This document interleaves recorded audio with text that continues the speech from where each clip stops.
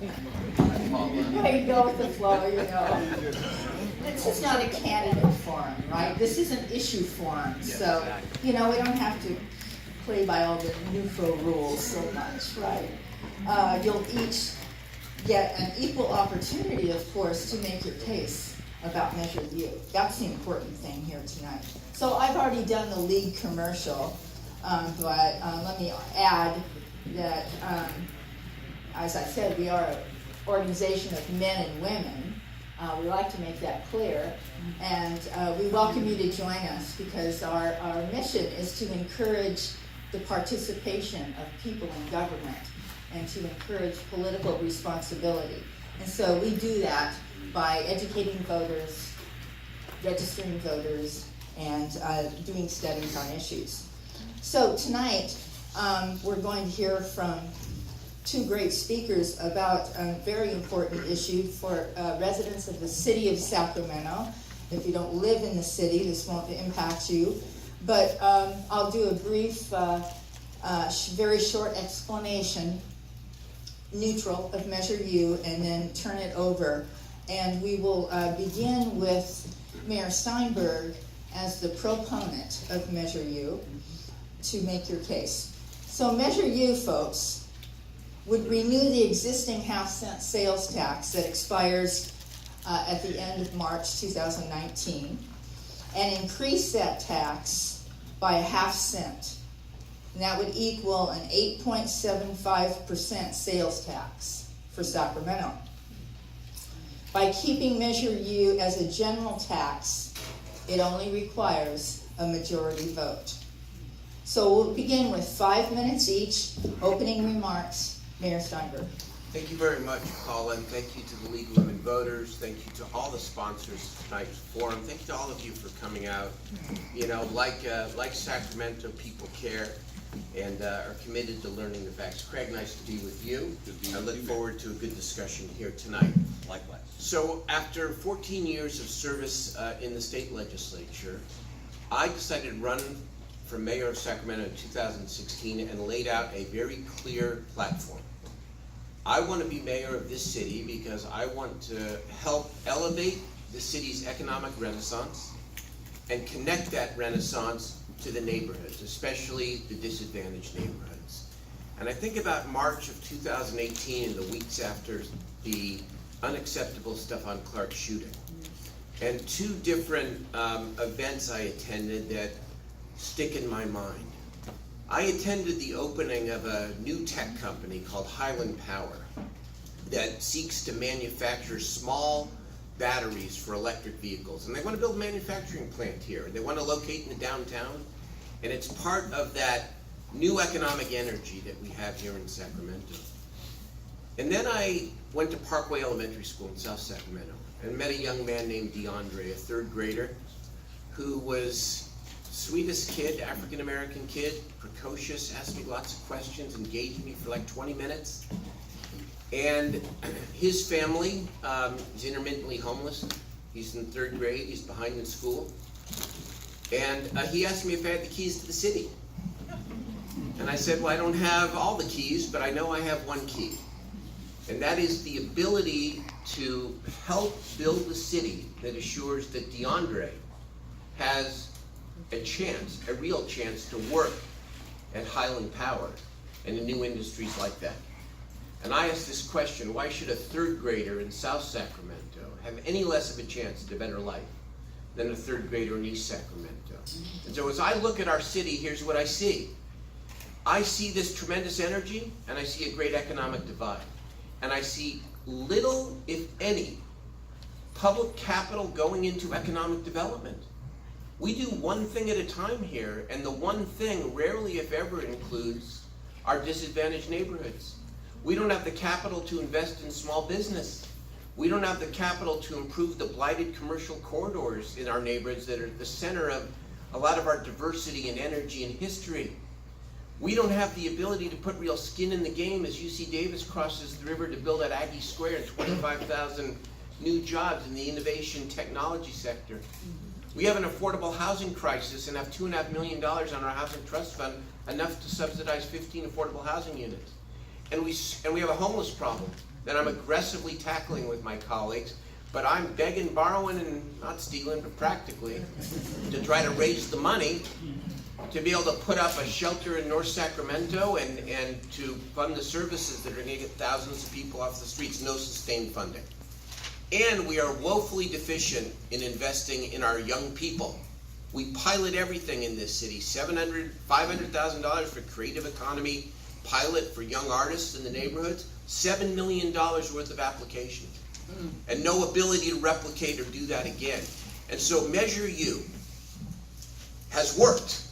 The half-cent passed in 2012 works. We restored police positions, fire positions, park and youth positions, but it hasn't gotten us ahead. And so we have to renew it, otherwise we blow a $50 million hole in the budget. But I say, I got elected to do something more. I asked for 1 cent, and I want to use that second half cent. This will be, I hope if you, nothing else you take away from tonight, you take this away, to invest directly in inclusive economic development, in job creation, in housing, and in young people, to grow up Sacramento and connect that growth and that prosperity to our neighborhoods, to our communities of color, and to others who have been traditionally and consistently left behind. I know that there are issues around accountability. How do you guarantee you're going to spend the money in the way that you promised? I look forward, since I only have 30 seconds left, in the question and answer session to answer those questions and all else. Thank you again for the opportunity. Appreciate it. Thank you. And Craig Powell from Ion Sacramento. Thank you very, very much. First of all, to Aka for inviting me to speak tonight. I want to thank the mayor in particular for sharing the stage with me on this very important issue. The issues really for us, and we think for the general public in Sacramento on Measure U, come down to three. Is that better? Now, don't dock me for my time. I wasn't amplified. Thank you. This issue, this whole election, we think comes down to three fundamental issues. The first is trust, and we do not believe that the city politicians are deserving of our trust given the history of Measure U. And number two is we do not believe there is fairness in this measure because it's a regressive tax hike. And number three, we do not believe there is need because the city has done virtually nothing to unlock tremendous opportunities for savings. And we're going to address each of those. I'm going to address each of those in turn. Trust is really the threshold issue. This measure was promised to voters in 2012 as a temporary 6-year tax, as a gap filler, only necessary until regular city revenues recovered from a very deep recession.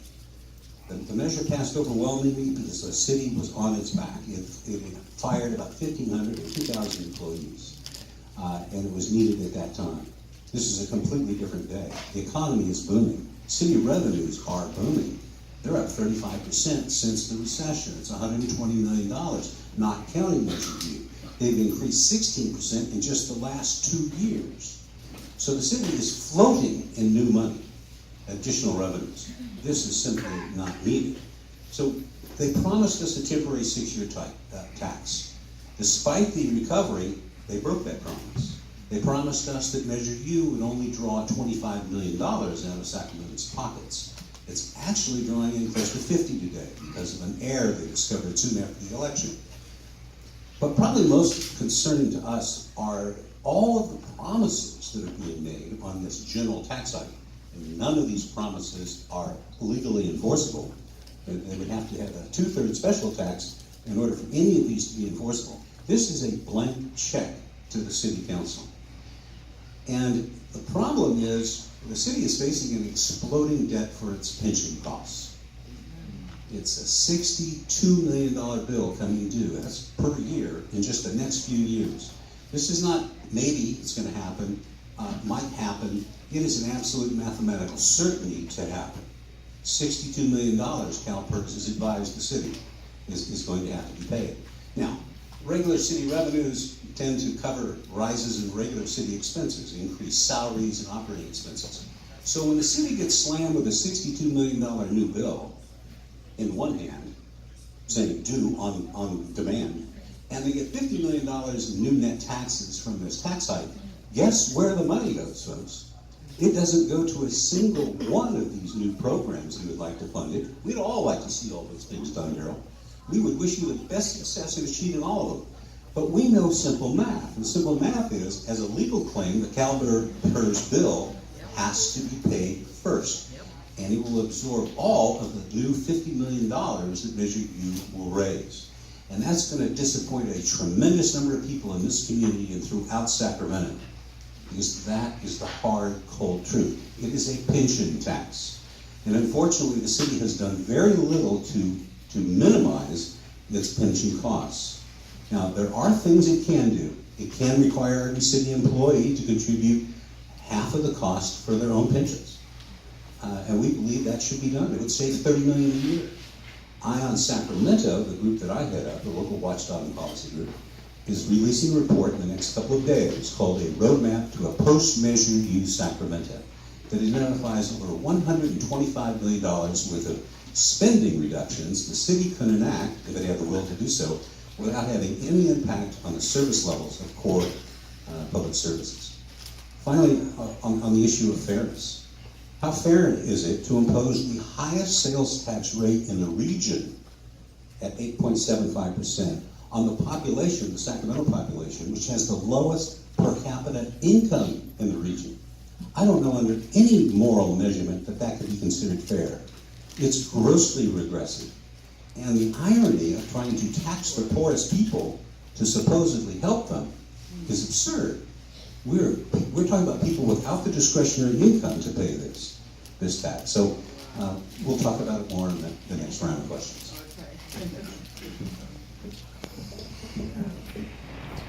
You know, I have a feeling that rebuttals would be so perfect in this conversation, very short ones. And I just wanted to put it out there that I recognize that, I can feel it, but we don't have time. If we didn't ask these questions, we would have time and it would probably be a lot of fun. Rebuttal time, give both gentlemen at least 3 minutes, why not? This is the ball. It's for the people, by the people, other people. Well, if you want, I got to ask the questions too. So 3 minutes? Huh? 3 minutes for rebuttal? No, 15 seconds for rebuttals. Yes, that's how we do rebuttals. 15 seconds. They're very, very quick. It's just you say something, you hear something that you want to rebut, and you look at me, and I get my attention, and you have 15 seconds. I'll have to practice my speed talking. No, it's 15 seconds. You can do it. It's not hard. You'll find out. So if you want to do it, Rory, I don't have a lot of questions right now, so it should work. But I encourage you all, if you have questions based on these opening remarks, please bring them up. And ideally, could you write these questions so that both people can answer the question and they're not directed to one.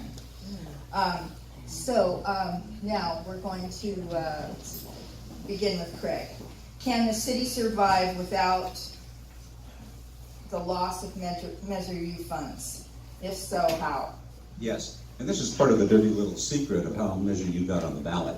You see, there was a council member, Jeff Harris, who made the motion to put on the ballot also the option of simply extending the expiring 0.5% Measure U sales tax. And the mayor shot that down with his control of the council. And that would have given people the opportunity to vote on just a continuation. Instead, he wanted a situation where people would have fear of losing these services funded by the existing Measure U. And he knew if he put that option on the ballot, it would likely draw more support than his attempt to double it. But there is a saving grace. There's a plan B that Jay Schneer mentioned in the B just yesterday. The plan B the council has is that once Measure U loses in November, and we're confident that it will, that the council plans to call a special election this spring and ask the voters if they'd like to simply extend the expiring Measure U. And I expect the voters will do that. And that will eliminate any risk of cuts or layoffs of any kind occasioned by the loss of that existing revenue source. So don't believe the fear stories about losing public services if this Measure U fails, because you will have a chance in the spring to vote for it, and I believe most Sacramentans will. Joe Steinberg? Yeah, so You know, Craig, it's not about fear, it's about opportunity. And My time. I'm sorry, is it on? Yeah. For me, it's not about fear, it's about opportunity.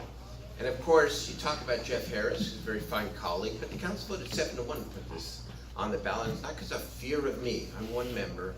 And remember, this is the agenda I laid out when I ran for mayor in 2016 and won overwhelmingly, and I seek to follow through on the promises that I made. But I think you have to be honest as well about Ion Sacramento. You talked about 2012 when, quote, the city was on its back. Well, you opposed Measure U back in 2012, just as you opposed Measure Y, the youth initiative, just as you opposed Measure B, the transportation infrastructure initiative. And are you going to support a half cent if it were to go forward before? Let me finish, if I may.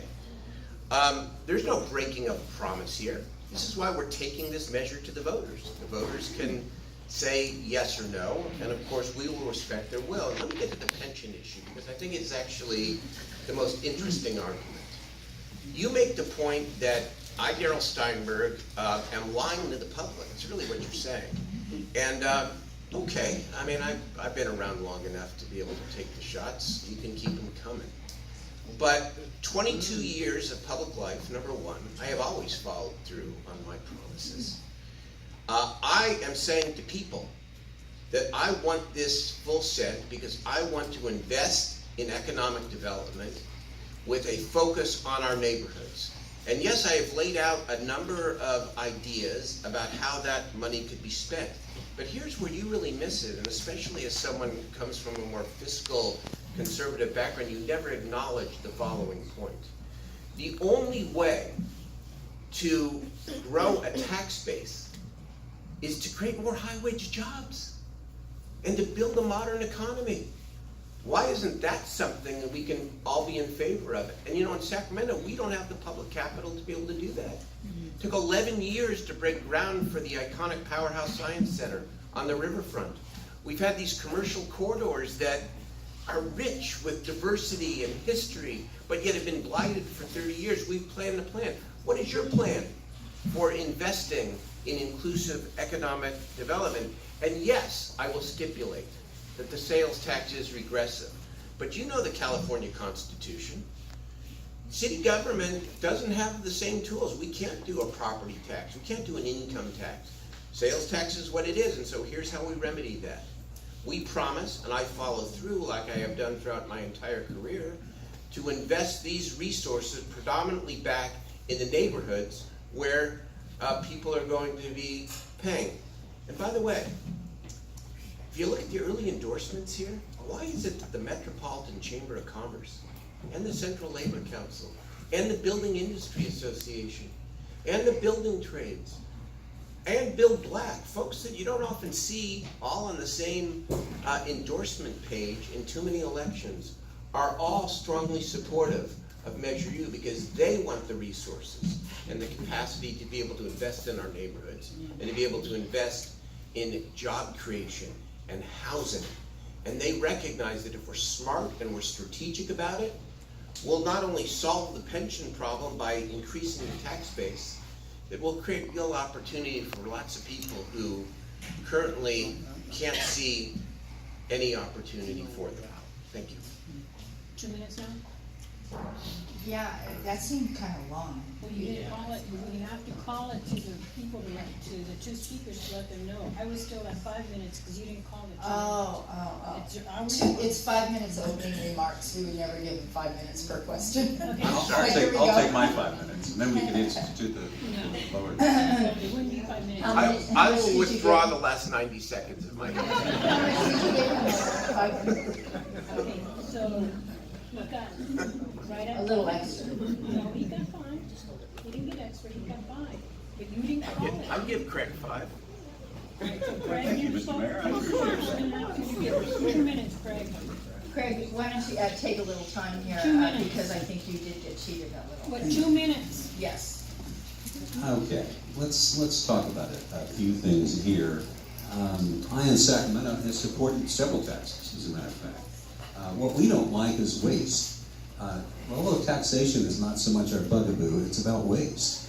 And it's also about crony political deals that line the pockets of politically connected developers, billionaires, and yes, even certain unions that have extraordinary power over this city council. And frankly, what really happened with Measure U is that while they nominally used the proceeds to hire people back, what they did with the rest of the booming revenues coming into the city is handed out really substantial pay raises and very substantial increase in benefits and costs. And so it's a misnomer to say that this thing really worked, because the city has put itself on this path of financial unsustainability with these higher costs. I can tell you that these deals that are happening is a huge drain on what's happening in the city. The arena deal cost the city $330 million worth of subsidy, and since it's bonds, it's going to be close to $700 million. We see it with the convention center proposals, which are going to cost about $355 million. Only a portion of that's really needed, which is the community theater. But the rest of it is going to make some people very happy, like influential hotel owners. But it chews up all the gas tax, or the hotel tax in Sacramento, which could go into the general fund and ease pressures on tax hikes. So we keep a close eye on how the city behaves with the money that we give them. We don't trust how they're going to behave with this fresh batch of money, because we know the track record of how they handled Measure U. Remember, the original Measure U was opposed by Kevin Johnson as well, and the Sacramento Bee. So we are very concerned that, first of all, even if there wasn't a pension bill out there to have you pay, I don't think there's enough money in the world to pay for all the promises that the mayor is making here with this. And we have a long list of the various promises he's made. We're posted on our campaign website. And it's simply not possible for $50 million to cover all those, even if pensions weren't going to chew it up. Okay, we are going to go to 1 minute, or we'll never get through these questions. Yeah, and I think you guys can answer these in 1 minute, no problem. You mentioned a community advisory board to help direct funds or oversee funds from Measure U. Yes. Could you say more about that? Sure. Last night, as a matter of fact, the city council... And how does somebody apply for it? Yes. Last night, the city council passed unanimously a much more robust accountability commission than even the original Measure U commission, which was a good one. It would continue to have a taxpayer representative, but it would broaden. We'd have people with subject matter expertise around housing, around job development, around youth. Every district would have a representative, be a 15-member commission, but we go a step further. Last night, we also passed the beginning of what I call metrics, so this is very important. We intend to evaluate ourselves based on whether or not we increase jobs in the neighborhoods, whether we increase housing, the number of young people we actually educate and train for these new jobs. We passed this last night, the beginning of a robust evaluation and accountability matrix that will hold us to the promises, yes, the promises, that I am making here tonight and have throughout the campaign. Correct. Let's talk about that. This is really in the nature of window dressing to try to give the false impression that there's real accountability and public input. But to see how they're going to behave with this new oversight committee, let's look how they handled the last one, the one that still exists on the first Measure U. First of all, it had chronic vacancies. They didn't bother to fill the vacancies. And they had vacancies for years in some cases, couldn't recruit an accountant, for instance. But that oversight committee, which is overseeing ongoing Measure U spending, hasn't met for a year and a half. Has not met in a year and a half, even though the tax continues till March. That oversight committee made a recommendation to the city council that they start setting aside Measure U revenues into a transition fund so the city could wean itself off of dependence on it. City staff have been recommended to the council year after year to do the same thing. And the council ignored that recommendation, ignored the advice of its own advisory committee. How can we trust the council to follow the recommendations of this new one when they already have a track record of having rejected the responsible advice of the old one? Is there a 15-second on that one? We have to do it. Yeah, Well, 15 seconds. yeah. first of all, two different worlds, because I believe Measure U has been a great success. Not only has it restored positions to police, fire, parks, and youth, but when you look at the statistics, I never hear Craig talk about this one. In 2007, That's it. Oh, See, I'm- they go I'll fast. have to get. I'll have to Talk get. faster. I'll have to get to the next one. Okay, Craig, we begin this one with you. Given the $62 million pension obligation coming from CalPERS, why would we eliminate $100 million in potential annual revenue? And the reason is that there are alternatives. We do not have to, and really we're not going to be able to tax our way out of this problem. This problem is chronic overspending and poor budgeting that's gone back a decade in this city. And that's why I in Sacramento have spent months examining, scouring the city budget and identifying over 30 opportunities for significant cost reduction across the board in virtually every department. And we released this in 2 days, and we strongly encourage you to visit the ionsacramento.org website to take a look at it. And we've used one of the most experienced CPAs in the state to prepare the financial analysis. And this is the way we should handle the problem, is we ought to rein in these costs, correct all these bad habits built up over a decade or more. And these are pretty low-hanging fruit opportunities. These are not draconian cuts in any real department or service, and no cut whatsoever in any core public service. Thank you, Mayor Steinberg. Well, look forward to seeing you. But, you know, I respect that Craig has a very consistent philosophy, as does I in Sacramento, that they're against government. They're not for any form of revenue increases, even to fund essential services. But I have a bit of a track record here. I was President Pro Tem of the Senate during the worst recession in modern history. And I was actually called upon to cut $42 billion worth, I'm sorry.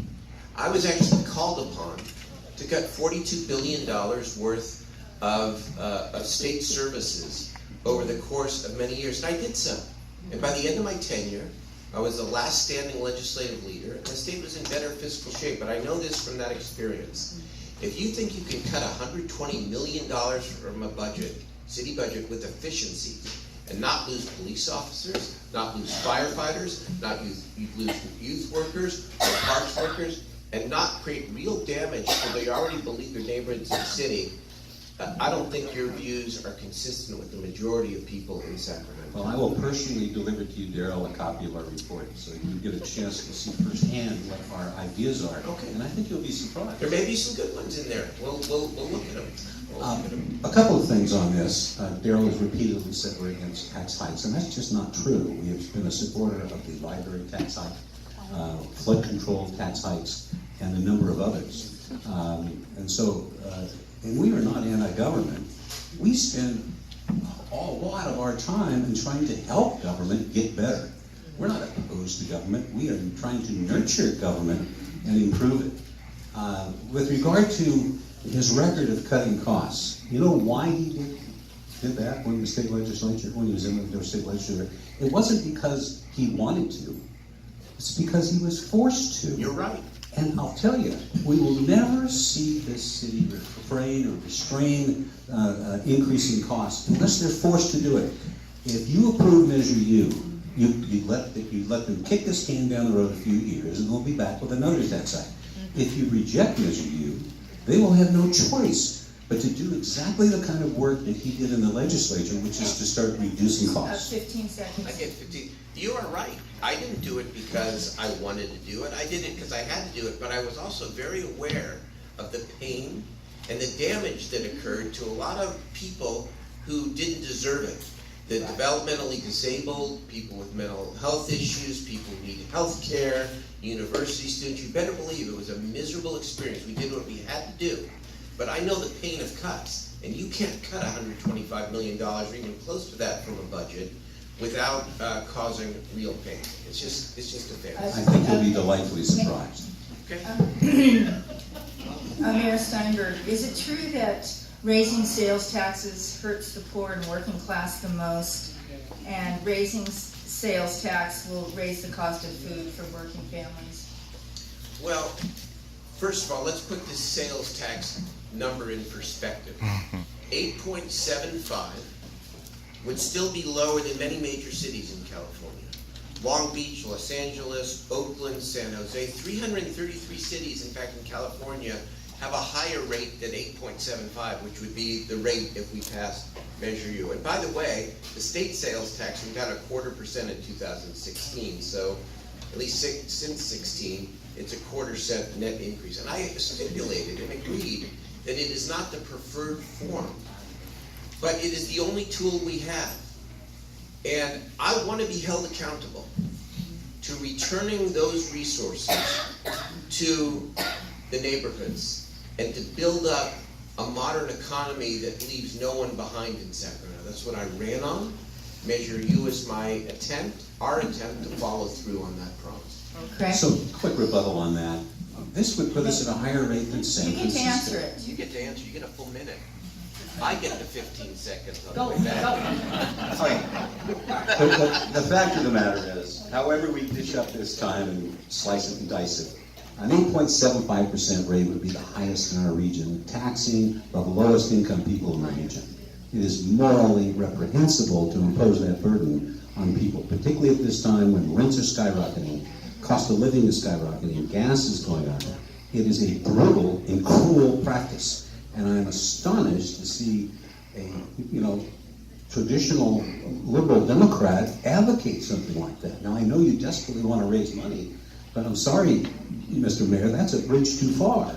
And the other cities you cite as having higher rates, those are almost all in very high cost of living, higher income areas along the coast in Southern California. We don't see these kind of rates in the Valley, certainly not as a general rule. I think I've heard the mayor pay lip service again and again to the fact that this is unfortunately, a regressive tax. But lip service is not enough. We've got to watch what we're doing here. And the consequence of imposing this kind of burden on the people who don't have the discretionary income to bear it. They're going to eat into their necessities of life. Stop sign. 15 seconds?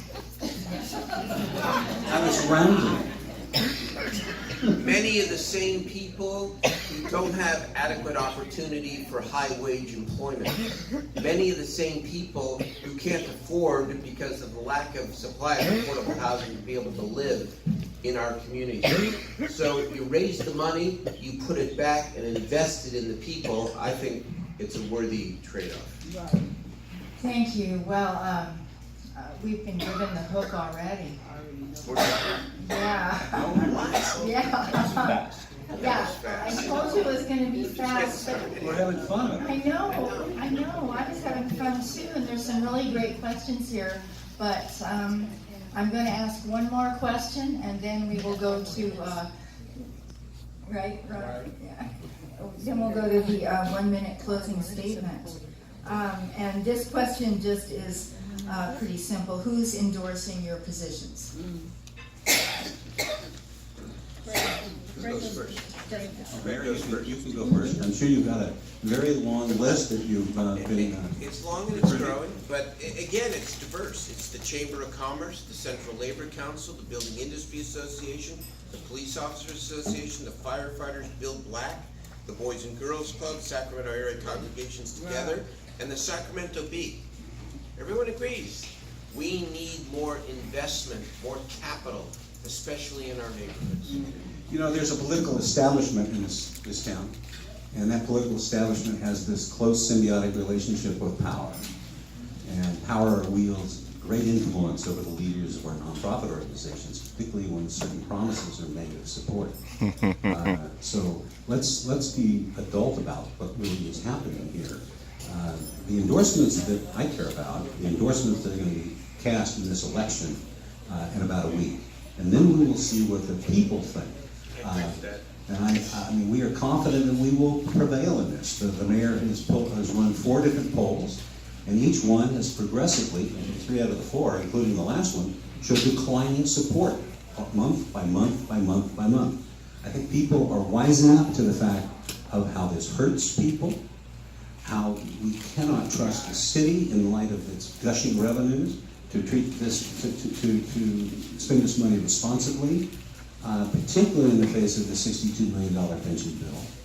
And there's simply not the need for it, because no one has bothered the city to exercise any kind of control over costs. We want to change that. And so we're going to lay out this blueprint in a couple of days, and I think we'll find, oh, that's a stop. I'm sorry. Okay, I'm done. Craig. Thank you. Well, you can go right into your closing remarks. You have 1 minute. Okay. I think I was halfway into it. We'll continue. Yeah, I think for those who fear cuts, you will have the opportunity in the spring in a special election, if Measure U is defeated, to renew the expiring tax act. So there's going to be no threat to key public services, law enforcement, and the like. And you know, I share a lot of the goals and aspirations the mayor has, particularly on homelessness, where I in Sacramento was investing a lot of time and attention. But the unfortunate truth is that just because he promises doesn't make them come true. And while he is a very able politician, he is a politician. I am not a politician. I am just a Joe Blow citizen who cares about the city. I'm a fifth-generation Sacramentan. I'm not trying to sell a tax hike. I'm trying to tell the truth as our organization sees it after careful study. And that is that this pension bill is going to kill any chances of bringing any net money out of this tax hike, and will vacuum it up. So I would urge you to please vote no on Measure U. Thank you. 1 minute. I love the politician remark. I only sit up here because I got elected by the people of Sacramento. Now that does not give me ultimate power. We have lots of checks. I've got colleagues, and I've got the community and ultimately the voters, and I completely agree with you that all the endorsements matter, but don't matter nearly as much as the vote of the people. But here's what I know about the people. They want a Sacramento that is growing, that achieves its destiny, that has more amenities, more great things to do, and they care deeply about the economic divide. They care deeply about the people left behind. They care deeply about the neighborhoods left behind. And they want direct investment in people. And we currently don't have it, and Measure U would give us the ability to do more. And I'm willing to be held accountable for all I say here and more. I'm up for re-election, by the way, should I choose to run in 2 years. A time for the voters to ask, did he follow through on his promises? And I will. Thank you. I want to say thank you to both of you. I'm sorry it is short, but for those of you who are around Sacramento, this issue is not going away, and there are many more of these pro-con discussions on Measure U being planned. So I'm sure you can catch more of Mayor Steinberg and Craig Powell. And it was good. It was really good.